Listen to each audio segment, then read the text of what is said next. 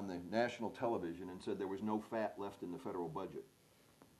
Not only did we at Heritage have a hit list of $100 billion out the next morning on our website, but every other conservative organization in Washington and every other one that was looking around at what's going on in the national scene was immediately outraged. Talk show hosts were coming up with their own favorite horror stories from the federal waste and fraud and abuse. Bloggers were talking about it. Everyone was very much engaged. My gosh, within 2.5 weeks, the Congress came back and said, oh, wait, here's $40 billion we can cut. We just happened to find it. You know, when the American people are sufficiently focused and sufficiently outraged, the Congress will respond. And the same thing happens here, which is why it's so important that you're right here, just a couple blocks away from the Capitol. You're able to influence people. You're able to talk to them about these sensible public policy issues. Because my basic thrust and my fundamental belief as that kind of an optimist is, hey, we believe in government of, by, and for the people. And by the people means that everybody here and everybody watching us has really got to become engaged. They've got to become committed. And they ought to be looking at not just electoral politics in November. They've got to look at what we call policy politics.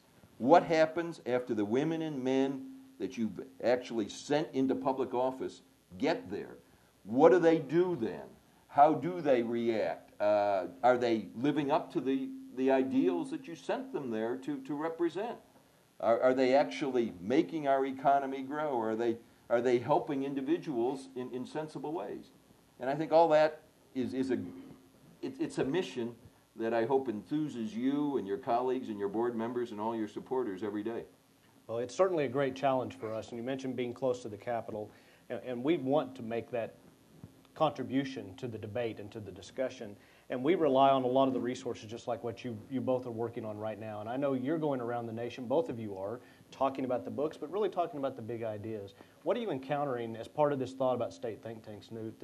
What are you encountering as you are out in the states and talking to people outside of the Beltway? What's the feedback you hear in terms of people's hopes and aspirations that might be something that would play here in Oklahoma? It would be something important for us to know. Well, my sense is that I just did a day and a half in Tallahassee, for example, with the Florida state government.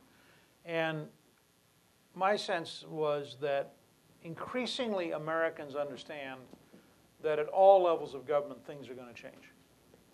And so you have an increasing general, and it's not an anti-government thing, it's a speed of the modern world. It's the degree to which people have cell phones with cameras, and they have automatic teller machines, and they have credit cards to pay for their gasoline at a self-service station, and they're used to things being faster. So I'll give you some examples that Oklahoma could adopt right now, because Jeb Bush in some ways has been a remarkable leader in Florida and has done a really very innovative job. There are 3 places all of you can go to.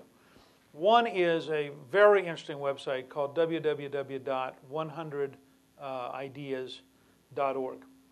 This was organized by the speaker-designate in the Florida House, who's a 34-year-old Marco Rubio, who'll become speaker next year. And he got up when he was elected as the speaker-designate. They have 8-year term limits, so they pick a speaker-designate 2 years out because they're only going to get to be speaker for 2 years. And they sort of spend, and we have an 85-35 Republican majority, so it's a pretty stable system right now. And Rubio got up and held up a hardcover book with a nice slick cover, and it said 100 Ideas for Florida's Future. And he opened the book and it was blank.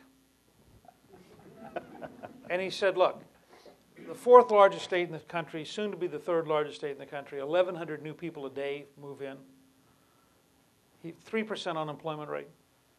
He said, we have to recognize that Tallahassee doesn't have all the answers. The lobbyists don't, the bureaucrats don't, the legislators don't.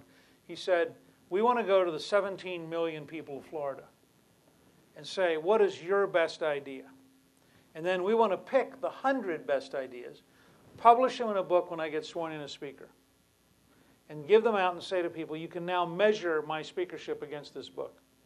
If we get these done, we had a successful speakership. And they're having idea raisers more frequently than fundraisers. And they're going around the state and they're saying, let's have an idea raiser about education. Let's have an idea raiser about health care. Let's have an idea raiser about the environment. And they're literally beginning. So if you go to 100ideas.org, you'll see it's a very interesting starting point. Second example. Florida has taken the first steps towards creating a true market in healthcare. You can go to myfloridarx.gov and you can put in a Florida zip code and any of the 50 most commonly purchased drugs, and every pharmacy in the area will come up online with a real price. And the first time they did it, there's a 6-to-1 difference between the most expensive and the cheapest pharmacy within 2 miles. And of course, you know what happened. All the expensive ones collapsed because they couldn't, people were telling each other, I wouldn't go over there, they're really expensive. The second one